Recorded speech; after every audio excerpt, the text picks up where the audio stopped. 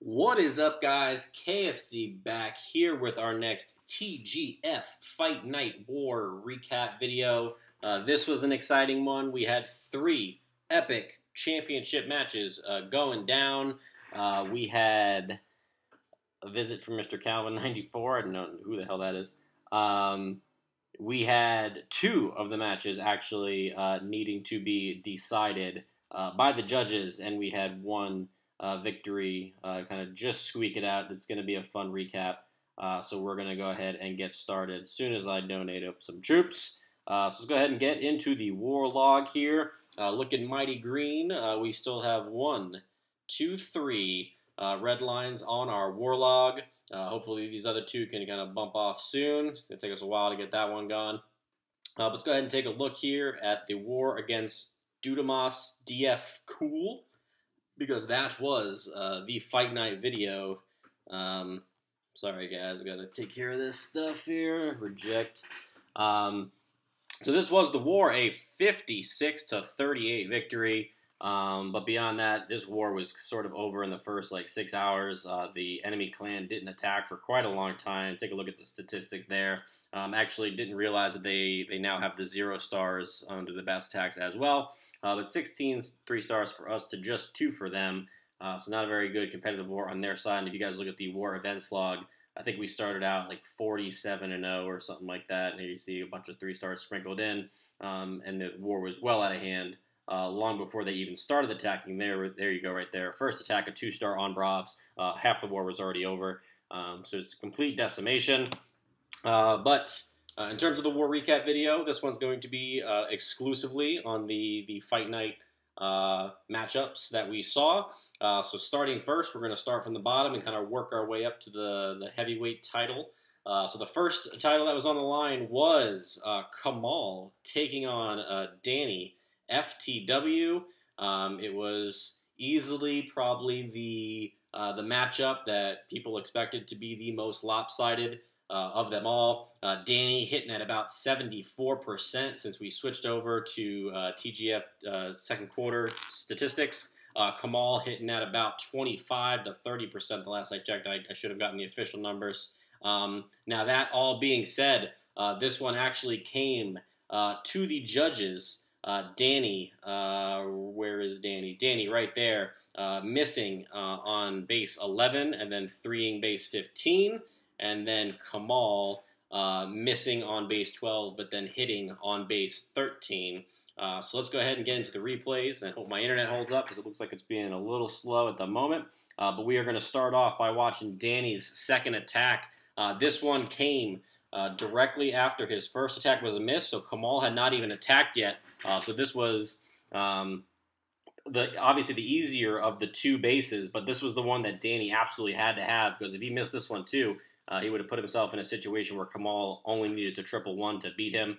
So he's actually going to use his Barbarian King here to create the backside of this funnel, and then is also going to kind of king swap there with the level 10 enemy Barbarian King. And then he's going to start his queen walk, pushing his queen to the 3 o'clock compartment there. Going to break into this compartment. And as you can see here, just a very innovative attack so far. We've seen this from Danny a lot. This spelled trouble for Kamal the second that he loaded up the 7 healer composition. So 4 healers go there on that level 24 queen. And then he's going to use the healers in behind those 10 Valkyries. And then he's got 6 balloons that are going to be used to kind of pick off external buildings here. So we'll go ahead and see how this raid develops here. Out comes the CC. Nice poison drop there is going to capture everything kind of inside of it. Definitely a very popular CC that we've been seeing lately with the 2 balloons and the witch. Kind of an old school enemy clan castle, but a poison easily munches through all of it. There's really no problem. I feel like people that want to use that CC need to figure out a way for the balloons to actually get to the queen. So maybe 25 archers and a balloon or something. I'm not sure. But either way, in comes in the Valkyries now, coming in from about 7 o'clock. Healers in behind. The king, obviously, like I said, it was a swap, so the king is already dead. 2 jumps is going to get him all the way to that level 10 queen. He's also got 2 rage spells. Rages the Valkyries. Boom. There goes the enemy queen already. And then we're going to see that air defense go down here shortly. And then as soon as that air defense goes down, I assume we are going to see some balloons kind of coming in here on the top left side. Actually, they're going to go on the top right. Here they go. Got to get targeted in there. Unfortunately, I believe those 2 loons there dropped closer to 9. We're supposed to go to this kind of archer tower. Just wasn't able to thread that needle to get there. But either way, completely overpowered, not even close. Really, really good attack just in terms of the innovation. Just Danny does a lot of things in the Town Hall 9 game that no one else does. These kind of 7 healer sort of approaches, 2 jump spells, trading off his BK for the enemy BK. There's lots of things. And as you can see by what's left on the attack, 4 balloons and then 5 or 6 Valkyries up there around noon. Just a tremendous, tremendous effort. Cleanup is pretty flawless. And that was going to be Danny's submission to the judges for this championship fight. And like I said, Kamal, he had the ability of knowing what Danny did on both raids before going in. He unfortunately missed on 12 with the 77. So then 13, he knew that if he 3'd it, he still had to 3 it in a way that was better than Danny's. But I think just in terms of trying to develop an attack that kind of fit his own personal style, a pretty traditional Shattered Laloon composition here with 4 rage spells is going to be what he does. And kind of 2x through this raid. Because as you see, right, actually I'm going to stop and zoom in right here. We're going to see a little bit of a wall breaker fail here. Mortar goes in, is going to clip 2 of the wall breakers, and then that poor bastard gets sprung as well. So even the one that was able to survive the mortar shot gets absolutely obliterated by an outside spring trap. Really, really hard to predict the spring trap there, but obviously the mortar shell got to be able to time that a little bit better. His Barbarian King trying to beat through a Lego wall to get to the Queen. Going to get a swipe off at her, but not quite going to take her down. But he does heads up, drops the poison. That is going to finish off the enemy Archer Queen. And then this ability here is going to get him that air defense. I also just realized I said Shattered earlier. I meant Cold-Blooded. So his kill squad sort of accomplishes the point, but obviously he would like to see that Expo go down. Had his heroes and stuff gone in, this Tesla would have gone down. And so what you're going to see here is the unfortunate aspect of that wall breaker fails, that these balloons now are going to have to, they're not going to synergize with the rest of the attack. They're going to get pushed over to the right. Get that level 4 Lava Hound out of the Clan Castle is going to pop and generate a ton of pups. And then ultimately, because he did at least get that 1 air defense down, and he does have that extra tankage now with that level 4 Lava Hound, he is still going to make it through the base. At this point, it was pretty clear that the attack was going to end in a 3-star, and indeed this one will end in a 3-star. He's going to go ahead and get those wizards down. He got one cleanup wizard down, still holding 2 in the pocket. I think it was this Lava Hound here that was still up. He was trying to avoid making sure that Lava Hound didn't pop, and the cleanup was going so well. No need to risk it here. He's got the wizards now over there on the right, and then that Lava Hound's going to go chase. Down goes his final poison. It's kind of sort of a swag poison. It's going to take out the base. And so that one went to the judges. Your judges for this contest were myself, Pico, and Lucifer Law. And in the battle of Danny FTW versus Kamal, Danny FTW is your winner by unanimous decision, 3 votes to nothing. He will be your new featherweight champion. Let's go ahead and take a look, though, at Danny's base here before we continue, or his profile. Danny does have 25-24 heroes, so he still has 2 hero upgrades to go, and then he will officially be out of the featherweight division. I'll probably put out a little statement at the end of this video in terms of the future of Fight Night. They might not be incorporated into War anymore now that we have friendly challenges, but still need to do some thinking on that. But as we can see here, Danny just sitting on DE, he's pretty much max on DE, and the heroes aren't going, so he wants to beat up on the featherweight division, but you should probably go ahead and get those going any day now. Soon as you're ready. All right, so now moving on up to the welterweight division, we had Edgar taking on Mr. Awesome. This was Mr. Awesome's final war with us. We did not know until the war was over. Was trying to take the championship belt with him to wherever he is going. Currently, Clanless, we wish you the best wherever life takes you, sir. If you need a home, TGF Origins is open for you, for sure.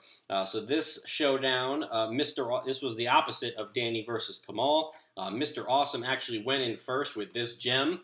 and really sort of put the pressure to Edgar here. One of those kind of really bad anti-threes. There weren't fantastic bases in this war, but hopefully the matchups felt fair to everybody. Definitely a base that I kind of initially scout as a La Lune style base, just in terms of the way that the air defenses are positioned. But Mr. Awesome is a little bit too awesome for that.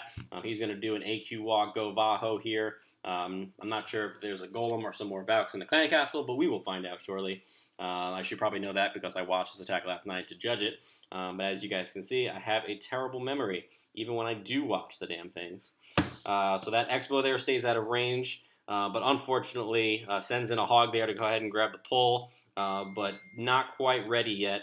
And so he's actually going to lose that hog. Finally, the second hog goes in. That's going to grab the CC pull. The witch pops out, so you know you got the whole thing. Poison goes down nice and early to kind of get everything in its radius there. And finally, that witch goes down. Now that Expo is locked on, but the queen is entering a pretty safe area over here. So she's actually going to be able to just use her ability, as you see Mr. Awesome do there. No need to rage up his queen, because now she is completely safe for the rest of the raid. And instead, you are going to see the rage heals used right around this area. I would imagine those CC Valkyries kind of came in super late. They're basically now a fancy cleanup troop. Some hogs going around there on the side. I feel like the rage spell was definitely a little late. There was definitely a time kind of when there were a bunch of Valkyries were right here. Probably could have used a rage and heal, but he's going to use that rage on that almost dead Barbarian King. And those MVP Barbarians going to get those Teslas down to a few shots, and once this queen gets through, she will be able to punch through those Teslas no problem. Not the cleanest attack, unfortunately, for Mr. Awesome, and I think he knew it. He needed to kind of put on the pressure with a 6-star war. Unfortunately, his second attack did miss. He hit base, where'd you go? There you are, base 9, 58%, so didn't quite get there. But it was Edgar responding to his attack on 11 with his own attack on 10. And basically, anytime your opponent gets a little bit of an ugly 3-star in a war like in a fight night, you're just looking for a nice, clean, no problem sort of a raid. And Edgar's going to do a traditional Edgar attack here, a shattered. I always get nervous that I call it the wrong. Yep, shattered La Lune here. So easily accessible first air defense. Clan Castle comes out, drops a poison nice and early. Just barely misses his queen there, just on the outside, but she does eventually step into it for the latter half of the rage spell. So it's going to create a little bit of a moment where there was a little bit of doubt whether he was going to get the second air defense. So not the cleanest attack here from Edgar as well. But once this Clan Castle goes down and everything turns on his queen, he's going to get ready with that ability. And boom, there it is. Really, really nicely timed ability. Definitely gets value for all 6 of her shots. Clan Castle Lava Hound coming out there. That's going to pop. Those Teslas are still being tanked, which is fantastic. And then everything else about the attack, pretty smooth. Air portion went really, really, really well. So with the exception of that ground portion, that spell, just missing just a little bit on that Archer Queen, the rest of the raid went pretty smoothly. You have cleanup troops on the left, cleanup troops on the right. No need to kind of travel backwards, and that is going to be a pretty smooth attack from Edgar. And that smooth attack will earn Edgar our welterweight division championship title. Once again, 2 hounds that didn't pop, a unanimous decision from the judges, 3-0 in favor of Edgar, and that will be 2 of our championships. Now, for the, I guess you can call it the main event, just the fact that it was the Town Hall 10s, it was the much-anticipated Bravs versus Son of J, 1 and 2 on the map for this war. I'm going to kind of take you chronologically of kind of how it all happened. So Bravs kind of hits his little bit of a tougher base first, so both individuals were assigned 1 anti-3 style base and then 1 open layout base. So the open layout base was really the base that you sort of had to 3, and then the anti-3 was sort of one that I expected to kind of see maybe some high 2 stars on them. They were pretty much, I think this was a max defense base, and I'm pretty sure Son of J's was as well. We will check it out. But really, this contest came down to how each individual performed in their respective anti-3 battles. Bravs here going in on his base. Number 4, he actually kicked off his battle with Son of J, so this came first. As you can see, by the time left in the attack, pretty clear to see sort of what happens here. Very patient, kind of creating his funnel, using a giant there to pick off a few buildings. Finally starts his queen down there around 6, and she's going to be able to pick off all of these defenses here. Just kind of going to come attack it from the Town Hall side. One jump spell is able to access both Inferno Towers and the Archer Queen. So really a base design to take advantage of for sure. And then it's going to be interesting here. Bravs drops in a hog, 2 hogs. One of them sort of gets a partial lure. Unfortunately, there's still quite a lot in that clan castle. He's then going to drop a few Valkyries there to sort of get into the 9 o'clock compartment and go the rest of the Valkyries, and they are going to come. You'll notice there, most people would assume that you would jump there, but actually Brav sort of rages his Valkyries through it a much better. The jump spell there leading everything in to get those Inferno Towers and enemy Archer Queen down, and there you will see it right there. Boom, there goes that Inferno Tower. Drops his BK all the way up at 2. I have to assume that was supposed to go in with his Valkyries at 9. His BK at this point is basically a glorified cleanup troop, and you're starting to see, unfortunately, the Queen was kind of in there by herself, and she ultimately took too many pieces of point defense, and she went down. King is still looking pretty healthy at full life, and you have those healers there that are healing up those hogs as they are getting a little bit of extra value here. Unfortunately, 2 healers cannot keep those hogs up through even 1 piece of point defense. I'm going to point this out too. There was a barrack up here, and it's been up there for a really long time. And Bravs goes ahead and drops an archer with 28 seconds. That might come back to bite him, and I will show you why here in a moment. As the rest of this attack sort of fizzles out, the Barbarian King cleans up the rest of the outside of the base, and then is actually going to get through that part of the base to get that archer tower down. But this is the moment right here. It will live in Brav's memory, potentially forever, at 89%. That archer shooting that barrack and finishes 1 arrow short to finish with an 89% 2-star. So while a very respectable attack by Bravs, we're going to have to watch the Son of Jay attack that probably ripped his poor little heart out. This was Son of Jay going in on his anti-3. Very similar to Brav's anti-3. Both Inferno Towers could be accessed by a jump. Now, the advantage, I guess you could say, quote-unquote, that Son of Jay had was that this Inferno Tower here was set to single. But let's go ahead and see sort of what Son of Jay does here. Drops a few minions to go ahead and begin to create a funnel. Does a very nice job of making sure he only drops 1 just because of the red air bomb that was down there. Going to start his queen up there from around noon. Going to start walking her down to 3. He's using a couple of Valkyries here to go ahead and create a funnel. It's something I've seen a lot of people do, and I'm curious if it's actually worth the troop space, because essentially he's dropped 3 Valkyries, which is 24 troop space worth of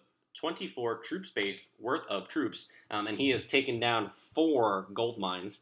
So I'm not sure if maybe like 2 giants and what was that, 6 wizards would just not accomplish the same exact thing.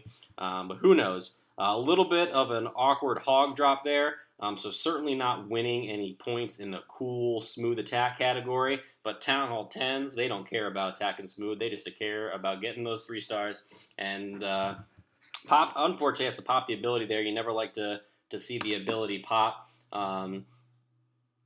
without first dropping the rage spell. But I believe the rage spell here was for his Valkyries. And it was a small CC too. So usually you like to burn the ability if it's a big CC like a P.E.K.K.A. or something. So possibly those poisons just a fraction of a second late. But the free spell goes down there on the multi-targeting Inferno Tower, and then they're going to get in there and get it down before any further damage happens to his troops. He's got a couple of cleanup hogs now coming in from 6 o'clock. They're going to start making their way around the base. Got the Barbarian King there tanking at around 7 o'clock. Standing on top of the destroyed Town Hall. We got the level 40 Archer Queen over there at 3, unfortunately starting to beat through a wall, and then his hogs there hit a double. He does wisely wait for the Barbarian King, or for the hog, excuse me, to trip the bomb, and then he uses the Barbarian King's ability. That's going to allow those Barbarians to live a little bit longer. And then here's where the raid sort of stalls out, and so you sort of figure that it's not quite going to be a 3 just based on time alone. So we are now starting the Bravs watch. Bravs finish with a 2-star and an 89%. And let's go ahead and see what Son of Jay finishes here. He's currently at 80. Boom, 81. King is still trying to work his way through that lava wall, and boom, that's going to be the MVP. He's going to get through and get out of range of that wizard tower. Nothing but splash damage over there. That mortar does not lock on him immediately. He's now beaten on an army camp. That's going to get him to 86. The queen now working on a gold storage. Only has one piece of point defense on her. He is now at 87%. He's got archers on barracks as well. Cannon's going to go down. That's 89. And then boom, another piece of the barracks goes down. That's 90. Unfortunately, his queen got taken out there by that archer tower. He's going to finish the raid with a 90% 2-star. So that's going to put him just barely ahead of the tiebreaker over Bravs. And so effectively what that did, once again, both contestants kind of going after their tougher bases first, and then going after their quote-unquote easy and or more open style bases. And so this was the base for Son of Jay. He has hit it before. We've seen Todd hit it before, although I remember Todd's attack being really fucking awkward when he swung at it. But Son of Jay is just going to make this look cool as the other side of the pillow here. Going in on this base. Once again, look at the defense. Max defense on the enemy side here. A little bit of a baby hero situation. And again, with that one single Inferno Tower, these guys like their one multi, one single. But effectively here, Son of Jay went in. This was the attack that went in third. If he 3-stars this base, it is over because there's no way that Bravs can make up that extra percentage point, even if he were to triple his base. And so here you see a little bit of a tough moment for Jay. Early queen struggle here, but he just barely fights out of it with that rage spell. Nice poison trail, getting those loons kind of encapsulated in it. Those witches, for some reason, they run out of the poison spell, even though the enemy archer queen is still like on the map. So I don't know why they do that. Pops his ability there. Good to save his queen. If you look at the way that he popped his ability as well, there's really nothing else for his queen really to do. So since he's going to start the second portion of his attack all the way over here, he's probably not going to be watching this segment of the map as much. So you might as well just pop the ability. She's never going to encounter another spot again anytime within the next 45 to 50 seconds when the Valkyries are in there, where she's going to need to pop the ability. So he goes ahead and gets it done nice and early, and then drops his golem out of the clan castle, which is going to get him kind of into this 9 o'clock compartment here. A couple of wizards to create a pretty generic funnel. And then he's actually going to use 3 more wall breakers to break through to get him into the core itself. A couple of Valkyries go down. As soon as that Dark Barrack goes down, they're going to redirect, and then in go those 3 Valkyries. Boom, Queen goes down pretty easily, and he's got 11 Valkyries left, and you're going to see exactly what he's hoping to do here. The rest of the Valkyries sort of get spammed in. That there's a funnel here that has been created by those 3 buildings going down. Nowhere for those Valkyries to go now, other than to kind of get in through this wall segment and cut to the right. So obviously with these 4 buildings here, it's pretty easy to see where that jump is going to kind of be most relevant. Very, very nice job planning for that sort of inside interior funnel. Boom, there goes the jump spell. The multi-inferno locks on. Rage spell is going to get those Valkyries getting going there. Single target Inferno is not going to do a lot, especially with a heal spell on those Valkyries for the rest of the DPS that was coming at them. The Barbarian King goes ahead and uses his ability to take out that multi, and everything else from this point is over.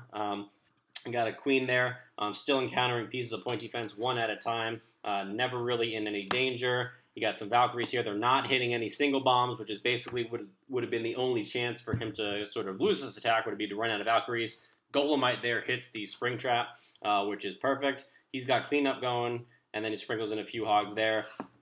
And with that attack on that base, that will conclude the championship match between Bravs and Son of Jay. Son of Jay will be your new Town Hall 10 champion. Bravs was actually assigned, just for those of you that know, he was assigned base 5, which looked like this. So once again, one of those wide open designs. Again, max defense, so I felt it was a pretty fair matchup. But once Son of Jay went in with his second attack, and the first attack ended 90 to 89, it was clearly over for the fight night itself. And so Bravs ended up hitting a little bit of a different base just to give that open base to someone like Todd. And then he ultimately 2-starred that base as well. So congratulations to all of the participants in the fight nights. In terms of how we will handle fight nights in the future, it's going to have to be one of those things I'll have to think about over the next few days. Could obviously incorporate something into the friendly challenge system, but it's tough to say at this moment. It's something that I like doing inside of these kind of boring farm wars just to make it a little bit more interesting. And if we do it sort of on the friendly challenge side, I worry about people getting burned out and stuff like that. So maybe just picking, every Tuesday night, maybe we'll do like 1 or 2 friendly challenges or something like that. I'm not sure yet. But either way, those are your 3 champions right there. So congratulations to Son of J, Edgar, and Danny FTW. And that's going to conclude this kind of TGF Fight Night video. I'll see real quick if I can get someone to kind of take my friendly challenge here.